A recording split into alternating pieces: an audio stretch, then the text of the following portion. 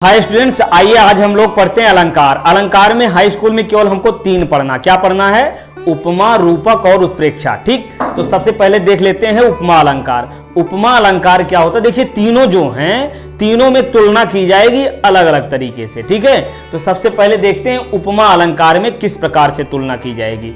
इसमें हम सबसे पहले लिखेंगे जब उपमेय में उपमान की तुलना या समानता दिखाई जाए तब उपमा अलंकार होता है। या ऐसे लिखिए, जहां उपमेय में उपमान की तुलना या समानता दिखाई जाती है वहां उपमा अलंकार होता है। ठीक, तो उपमेय क्या होता है? जिसकी तुलना की जाए, और जिससे तुलना की जाए वो हो जाएगा उपमान।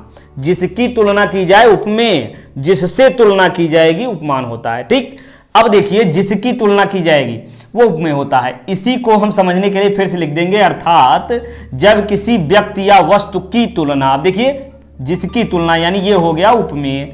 जब किसी व्यक्ति या वस्तु की तुलना या समानता किसी दूसरे व्यक्ति या वस्तु से किस आधार पर तुलना करनी है? 3 आधार है। क्या? रंग, रूप अथवा गुण के आधार पर की जाए तब उपमा अलंकार होता है। मतलब एक व्यक्ति की तुलना दूसरे से की जाएगी रंग के आधार पर। कैसे? कि उसका रंग ऐसा है, उसका रंग ऐसा है ना। जिसकी तुलना की जाएगी वो उपमेय हो जाएगा, जिससे की जाएगी उपमान हो जाएगा। रूप, वैसे इसका रूप ऐसा है वैसा है।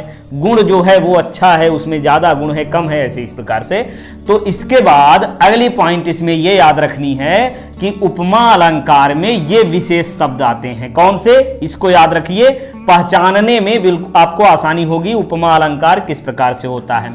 जैसे कौन से शब्द हैं? के समान, सा, सी, से, सरिस, रूपी, ऐसा, जैसा। ठीक, क्या पढ़ना याद रखना हमको? के समान, सा, सी, से, सरिस, रूपी, ऐसा, जैसा। ये इनमें से कोई भी दिख जाए तो वो हो जाएगा उपमा अलंकार। इसको वाचक शब्द भी बोलते हैं। क्या बोलते हैं?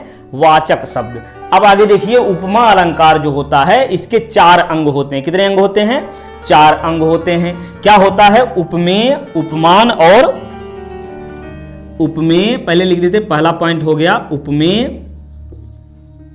उपमेय, और दूसरा होगा उपमान, और तीसरा होगा ये गुण। समझ लीजिए, गुण, या इसी को गुण लिखिए। ठीक है, और चौथा पॉइंट इसमें याद रखिए वाचक शब्द।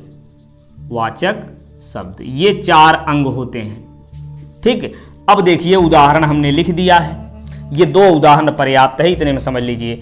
पीपर पात सरिस मन डोला। पीपल के पत्ते के समान मन डोला। मन कैसे डोलता है? पीपल के पत्ते के समान। अब देखिए किसकी तुलना की जा रही है? पीपल पात, कौन डोला?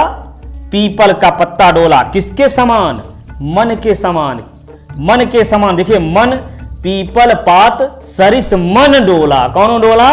मन डोला पीपल के पत्ते के समान, है ना। पीपल के पत्ते के समान मन डोला, यानी किसकी तुलना की जा रही है?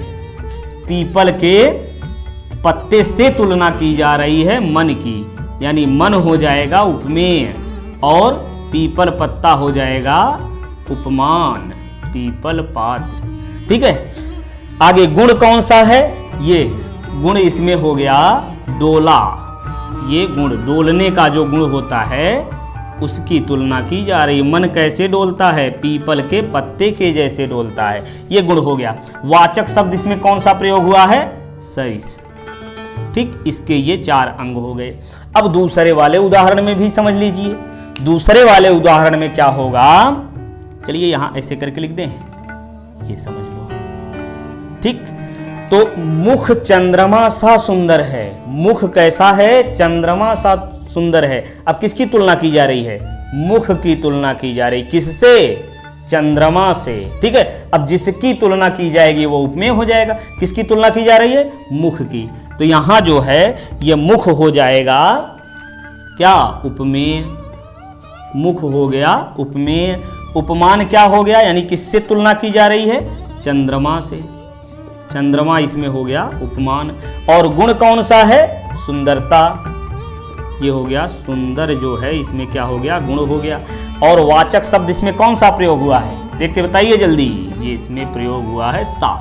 ठीक, हमको तो लग रहा है आप लोगों को स्पष्ट हो गया, नहीं हुआ है तो फिर से एक बार देख लीजिए। ठीक, चलिए मिलते हैं नेक्स्ट वीडियो में।